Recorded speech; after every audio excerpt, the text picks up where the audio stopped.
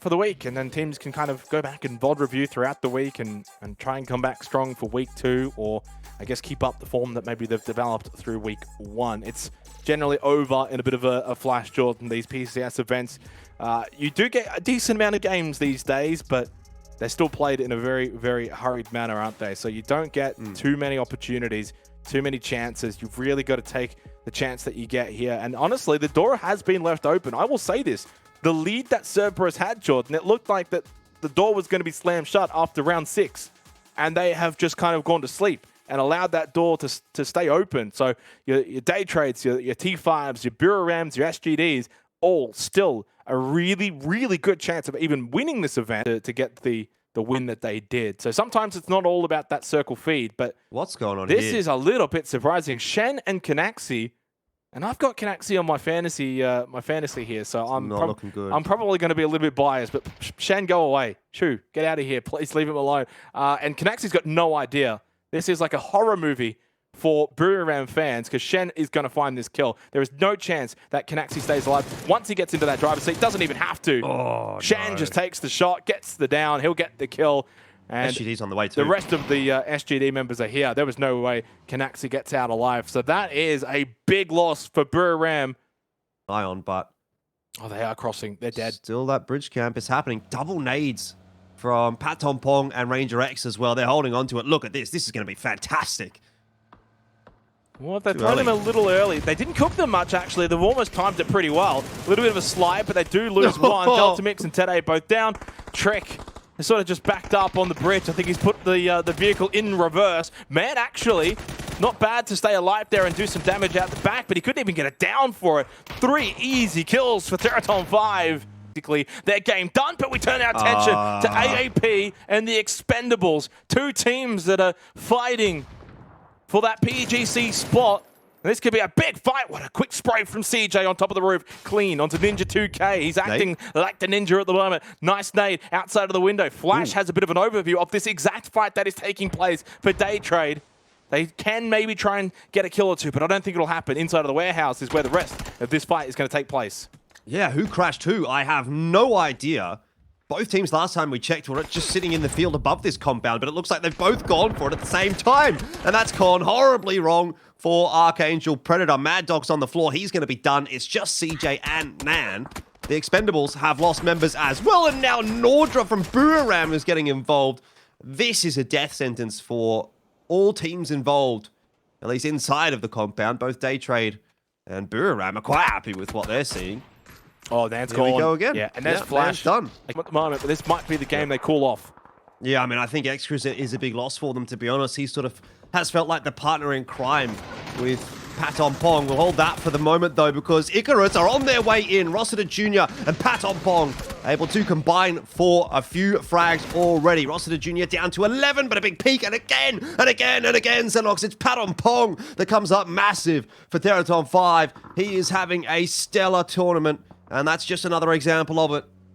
Bit of a feed, though. I mean, that's just all too easy for Teraton 5. And 8 kills now for them in this game. They're up to 104 points. It's single digits behind Cerberus. That really big lead that they had early on day 1 and even towards the midpoint of day 2 is gone. It's evaporated once again. 9 points, T5. It's an incredible rise up the standings. Everyone else then sort of followed suit. You get rid of Himas as well with a really good nade.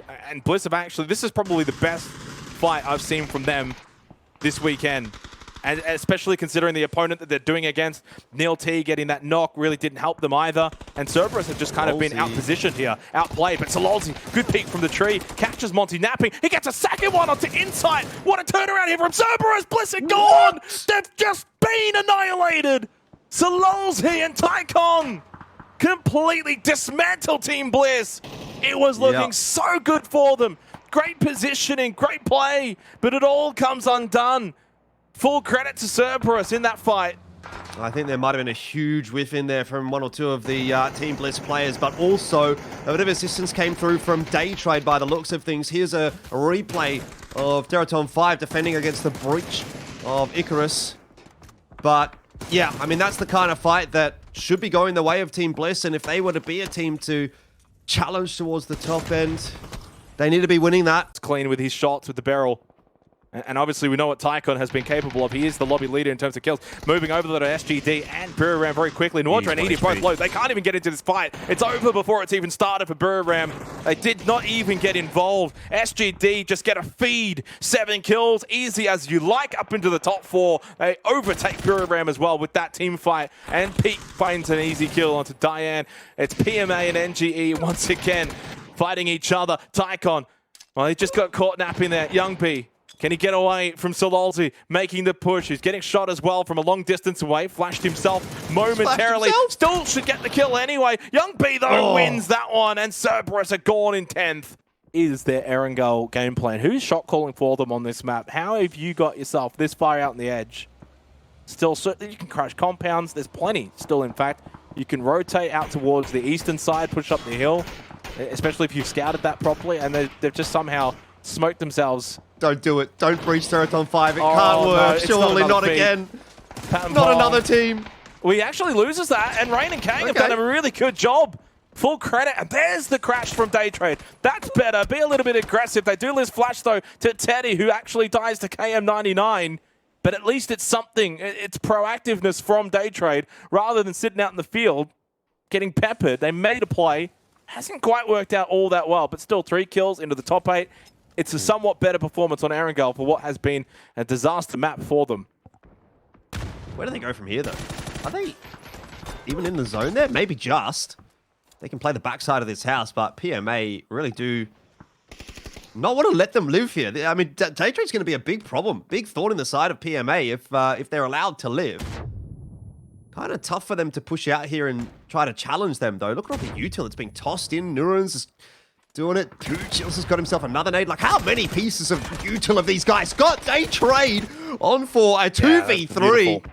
And unfortunately for Pete, who is up on top of the hill, he just has to watch that happen. That's what Daytrade's capable of. Put yourself in that position, guys. Do it more often on this map, and that's what will continue to happen.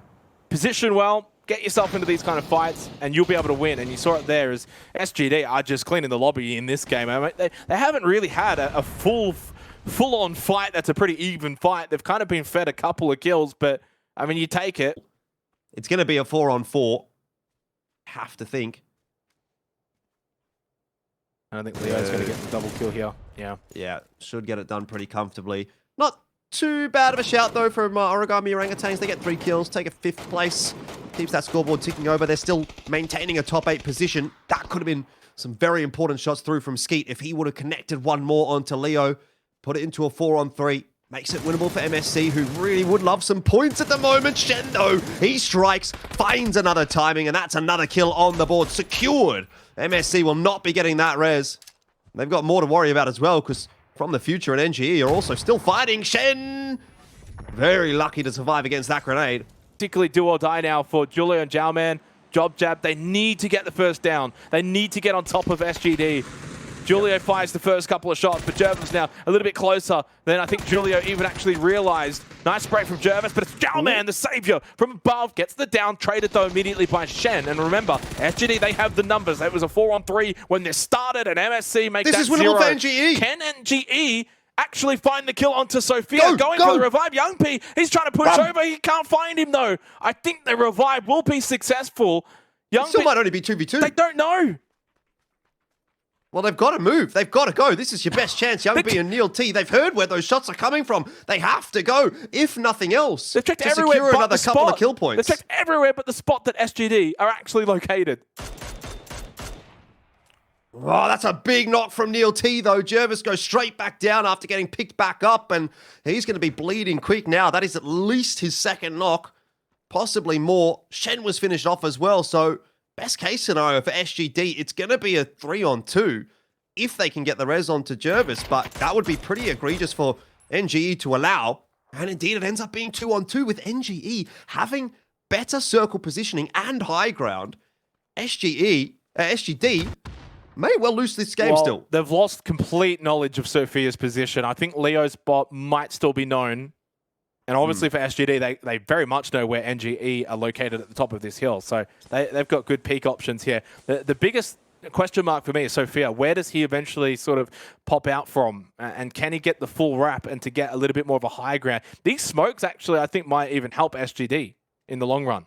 And yeah, you can see the way that NeilT's watching that more northern side. They've got no idea where SGD have gone. They're probably thinking, are they behind a tree? Are they behind a rock? No, SGD have just got moving. They never stopped. As soon as Sophia got up, he just kept running and running and running. Now, Young B is starting to move a little bit more towards the south side, but if they force a 2v1, look how close Leo and Sophia are. They can get the 2v1 on to Young B, and then it becomes a 2v1 onto NeilT. SGD playing this so well. Well, it sort of depends, though. I mean, if Young B can even go 1-for-1 here and get an initial knock and tie up a couple of the members, obviously one downed and one rezzing, then that kind of opens the door for NeilT to just come across with the info and get himself an easy kill on the res. Young B, though, needs to be very careful. He can't afford to be going down for free. I think that's the big point to make. He's calling for NeilT to start to come across as well.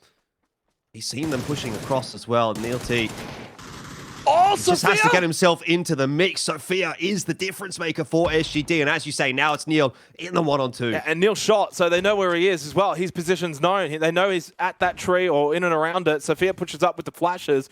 Just can't force the 1v1, and he just spots him. Sophia has played out of his skin to win that one for SGD. As soon as he got revived, actually, I think he was the only one left standing at the start. He got the revive, and then he just started running. And he ran as far as he could to try and get the wrap. And boy, did he play that so well at the end as well. Good utility usage, really smart to pair up with Leo and play off of each other. A missed opportunity for NGE to find their first chicken dinner, Jordan. That was the best chance you'll ever get.